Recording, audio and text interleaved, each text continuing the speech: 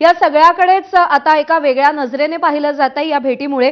अभिषेक मुठाळ आपले प्रतिनिधी सध्या आपल्या सोबत आहेत। अभिषेक, गेल्या काही दिवसांपासून दोन ठाकरे बंधूंची युती होण्याची शक्यता जी साधारण 80, 85, 90% पर्यंत पोहोचली होती ती आता या भेटीमुळे 50% आल्याचं आपण म्हणू शकतो का?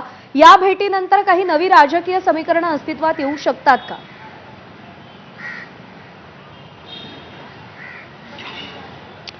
या संदर्भात बोलायचं तर त्या चर्चा ह्या फक्त कार्यकर्त्यांमध्ये, दोन्ही गटांच्या कार्यकर्त्यांमध्ये होताना आपल्याला पाहायला मिळत होत्या। एकूणच जे प्रमुख नेते आहेत, एकूणच उद्धव ठाकरे असतील, त्यांनी जरी विधान केलं असलं तरी मनसे प्रमुख राज ठाकरे यांच्याकडनं जे पहिलं विधान आलं त्यानंतर मनसे प्रमुखांकडनं या संदर्भात आपल्याला विधानं येताना पाहायला मिळालेली नाही आहे। एकूणच 2 दिवसाची अगोदरची लोकलची दुर्घटना घडली त्यावेळी देखील त्यांनी माध्यमांना सांगताना बोललं होतं की या संदर्भात अद्यापपर्यंत बोलणं झालेलं नाही आणि त्यामुळे या ज्या चर्चा आहेत त्या कार्यकर्त्यांमध्ये आपल्याला होताना पाहायला मिळत होत्या। ठाकरे बंधूंनी एकत्र यावं या संदर्भात त्या चर्चा होत्या।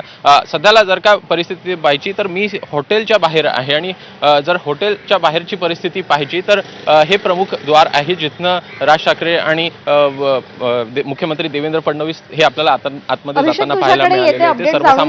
राजकीय